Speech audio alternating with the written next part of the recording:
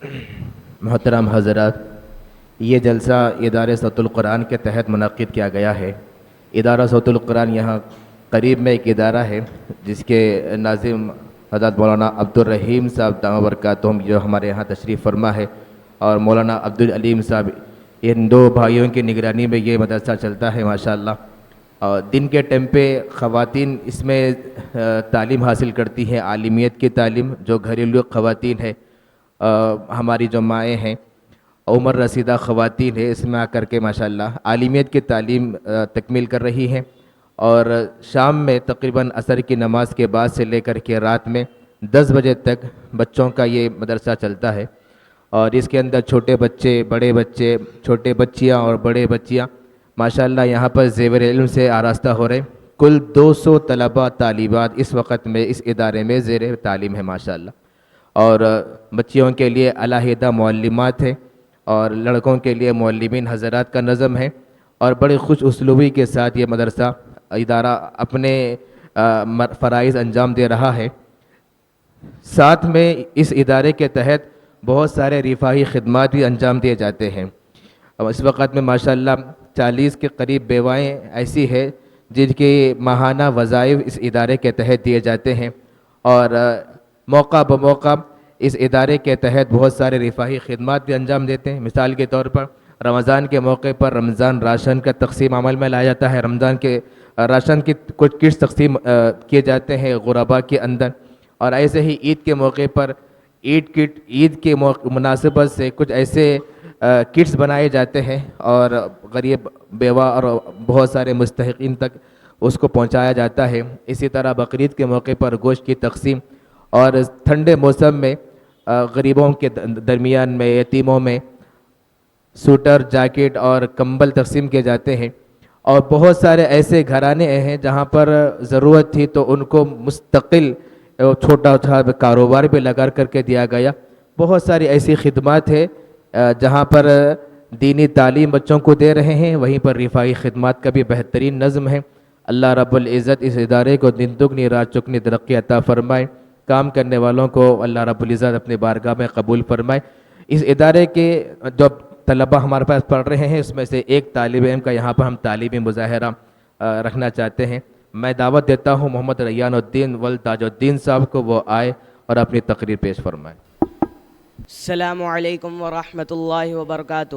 الحمدللہ الذی وکفی والسلام علی عبادہ الذین اصطفی، اما بعد فاعوذ باللہ من الشیطان الرجیم، بسم اللہ الرحمن الرحیم، لا اکراہ فی الدین، صدق اللہ العظیم۔ رونق بزم، صدر جلسہ علی وقار، علماء کرام اور محترم مہمان کرام، آج کل پوری دنیا میں ایک شور بھرپا ہے، نیٹ میڈیا سے لے کر الیکٹرانک میڈیا تک اس بات کو اچھالنے میں مصروف ہیں کہ اسلام دہشت گردی کا مذہب ہے، اسلام آتنکوادی پھیلاتا ہے، اسلام ایک خونی مذہب ہے جس میں انسانوں پر رحم کا جذبہ موجود نہیں ہوتا، مسلمان نسلی اور پیدائشی دہشت گرد ہوتے ہیں۔ اس شور و ہنگامے میں جہاں یورپ اور امریکہ، لندن، بھوٹان اور یہود و نصارہ پیش ہیں، اور وہی ہمارے ملک ہندوستان کے کچھ سیاسی رہنما اور میڈیا اور پولیس بھی اس پروپیگنڈا میں کسی سے پیچھے نہیں ہے۔ چنانچہ حال ہی میں ہندوستانی مسلمانوں پر دہشت گردی کا دھبا لگا کر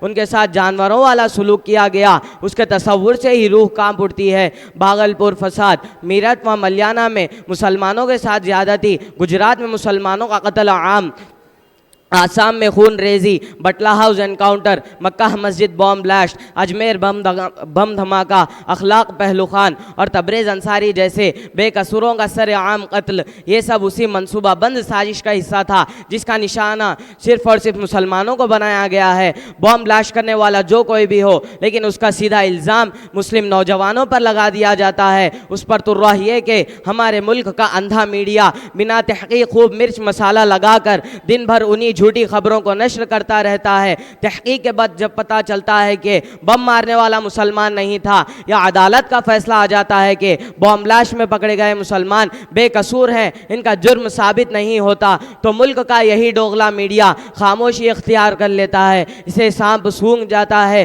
دو لفظ بھی ان معصوموں کی تسلی پر بولنے کے لیے تیار نہیں ہوتے۔ میڈیا کسی دو رخی پالیسی کا نتیجہ، آج ہزاروں بے قصور مسلمان جیل سلاخوں میں بند ہیں اور ان کی فریاد سننے والا کوئی بھی نہیں ہے۔ آج ٹوپی پہننا، کرتا پہننا، امامہ لگانا، داڑھی رکھنا دہشت گردی کی پہچان کے طور پر مشہور کر دیا گیا ہے۔ مسلمانوں بیدار ہو جاؤ، دنیا کو بتا دو کہ اسلام دہشت گردی کا مذہب نہیں، اسلام تو امن کا نام ہے، اسلام تو محبت کا مذہب ہے، اسلام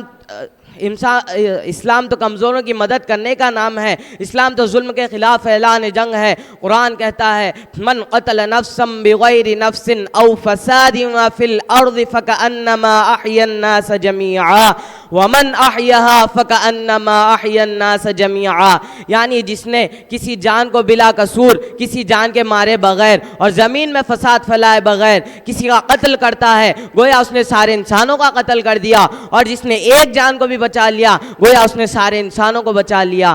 ذرا سوچئے، جو اسلام انسانیت کی اس قدر احترام کرتا ہے کہ ظلم کرنے والے کو معافی کی تعلیم دیتا ہو، بچے بوڑھوں کے ساتھ شفقت کا حکم دیتا ہو، پڑوسیوں بھائیوں اور رشتہ داروں کے حقوق بتلاتا ہو، جو انسان تو انسان جانوروں تک کو بھی بے قصور مارنا جرم قرار دیتا ہو، اس دین کو دہشت گردی کا دین کہنا اور اس مذہب کو آتنکوادی سے جوڑنا کتنا بڑا جرم اور کتنی بڑی جرأت ہے۔